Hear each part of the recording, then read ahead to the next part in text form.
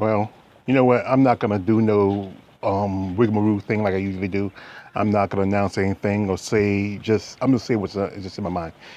This keeps happening to our people, and it just enough. It has to be enough.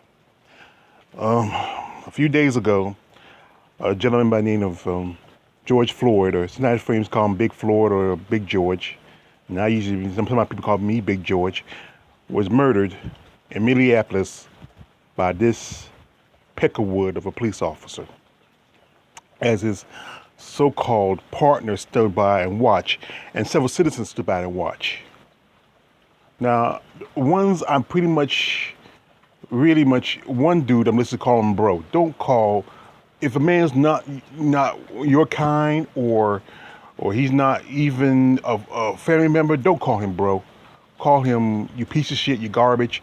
You call him, or you call him officer or something, you know. But don't give him familiarity such as bro. Don't ever do that. You know. Um, this video is all over on YouTube. This happened it was just no more than a few days ago, and it happened in Minneapolis, Minnesota, the same city and state where almost 4 years ago, Philando Castile was murdered. Sitting in his car, gets stopped by the police. The officer told him, asked him some questions, and he said, "I have a gun and I have a permit to carry my gun." And the officer asked for his ID. He was going for his ID, but he shot him, thinking he was going for his gun. But that officer gets to walk away and keep his job. Well, he can keep his job, but I remember reading that he was given some kind of a special thing where he tried to find him a new job, where he murdered this man, and just because that old saying, "I'd rather be judged by 12 than buried by 6," you know. Well, there's a situation involved that there was a shopping center somewhere that called the police saying that there was somebody passing counterfeit bills. Now, Mr. Floyd, or I'm gonna call him Big George, because he was sitting in his car, and he was supposed to be one of the suspects. Now, they say he resisted, but he probably they said that he looked like the person they were looking for. But that's the thing is, we can't resist. We can't say no, no, don't touch me, don't bother me. I'm not the guy, But I don't know all the rest of it. But that's the fact is that's what they use. They always use, oh, he was resisting, he was resisting, resisting, resisting. And then next thing you know, this officer here took his knee and put it behind his neck. This man was on the ground for nearly 10 minutes. And he was dying, crying for help, crying for his mama. He probably literally peed in his pants. And when you die, you defecate yourself. Meaning, in other words, you shit on yourself. After a while, they checked his pulse. The ambulance came and put him on and said he died at the hospital. But he probably died in the spot. As people watch, I don't know if I'm the type of person who had the courage to step in, but if I did, I would love to. I don't know.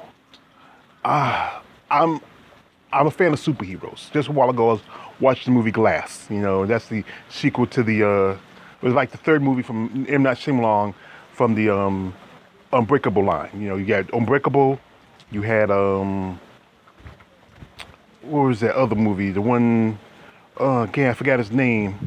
It's the one with the dude where you have, you start the character, the Beast. And then you have Mr. Glass, which is the movie that ends it all. And sometimes I wish there was superheroes in this world. I wish there was a Luke Cage, a Batman, street level heroes. Like not like Superman per se, because Superman, he believes in law, but he probably even him would just say, hey, this is not right. You know what we need really is a Ghost Rider, a spirit of vengeance.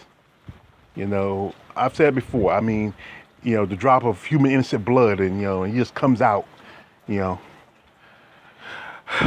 you know what, people, especially black people, enough is enough. Just within the first few months of this, there's been murders of black people, and most of them, you still have, like I said, Antonina Jackson's case all the way in Texas, and that was just a few days after the conviction of Amber Geiger, the woman who murdered Boston John.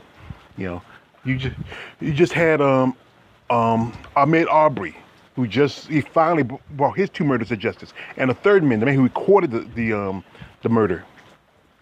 You have Breonna Taylor, who was shot in the house because she knew a drug dealer they were looking for, who they got in custody, and they killed her, assuming that and now this, and don't expect anything. Don't look at the piece of trash that sits in the White House. He's not going to say anything. He could turn a blind eye, especially the part where Breonna Taylor, her boyfriend Keith, he owned a gun, legally owned a gun. You don't hear nothing on the NRA because the NRA don't want to talk against the cops. Now it was like a situation where a bunch of white people carrying guns in Michigan because they pissed off because they can't go to work or go out because of the fact was it was protecting them from their health. Big George was probably was around my age, 40. I'm 45, and he was probably close. He's probably close to my age. He was sitting there minding his own business.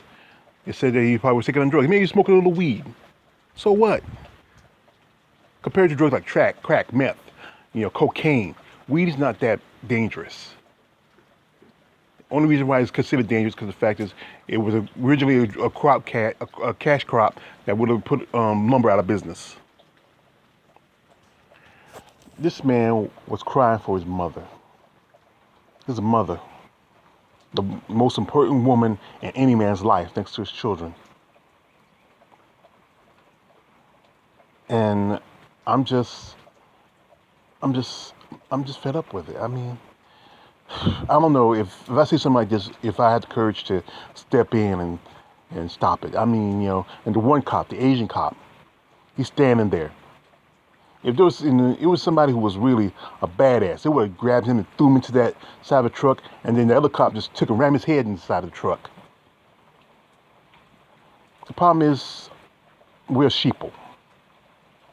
We're afraid to take a risk. We're afraid to sacrifice our lives for our fellow man. That's the problem. Big George was murdered. He was murdered. And what's going to happen is that cops are involved. And 4 of them have been fired. Yeah, that's always the thing. They fire them. And most of the time, what they do is they usually sit in I think it's fired or they got suspended with pay, as usual. The thing is that you need to do, you hit them in the pockets. Why always when these cases end up, the citizens, the taxpayers have to pay the responsibility of the police officers? Go after the unions. Don't protest. Go after the unions. Go financially. Get the best lawyers you can. Go, have a complete. This is a total government lawsuit of law enforcement. The problem is we're not going to rewrite the laws right now under this administration. And the other guy who's running against them, he's no better. But at the time, the old saying, go with the devil you do know, the devil you don't. George Floyd was a man, a human being. A black man. Our people have been in this country for over 400 years. We built this country. There's a financial specialist that said that if it wasn't for, black people, pretty much, we created this country, and off our pretty much our free labor, off our sweat and tears, we were unpaid. We weren't paid, and that is billions of dollars. And that's the thing is, the people high up don't want to give up that money. What's going to happen?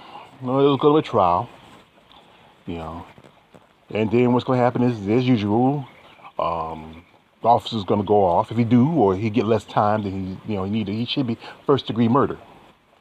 This man, if you look at the video, this man was just grinding his knee into the side of his head continuously. He could have stopped him up and said, put him in the car.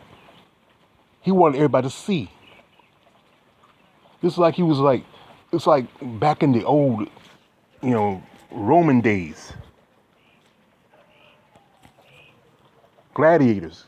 Sometimes they used to send, innocent people thrown into the arena, just gladiators, just to kill them. Because sometimes they may not have, a lion at the time, or there wasn't any other gladiators fighting. They just threw innocent people in there just to be killed, because they want to see blood. This man was bleeding from his mouth and his face. If you watch the video, the expression on his face, he's dying. He knows he's dying, and that's why he's calling for his mother.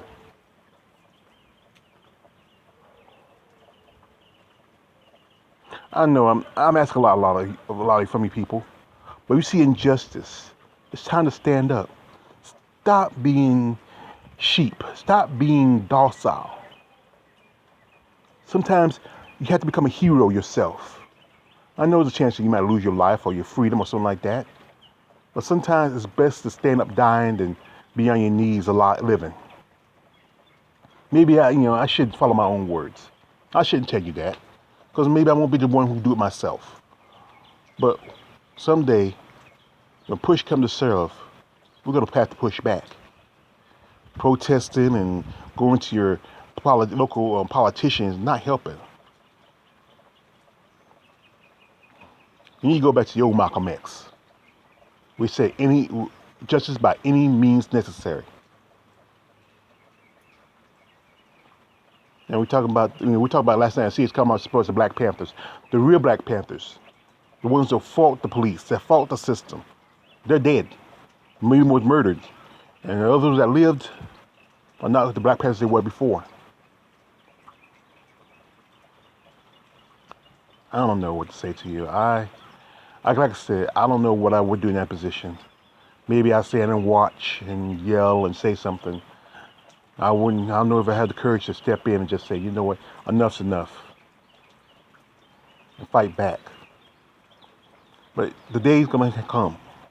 I don't know when, I don't know how, but one of these days is gonna happen, and the people are gonna get fed up. Choice is up to you.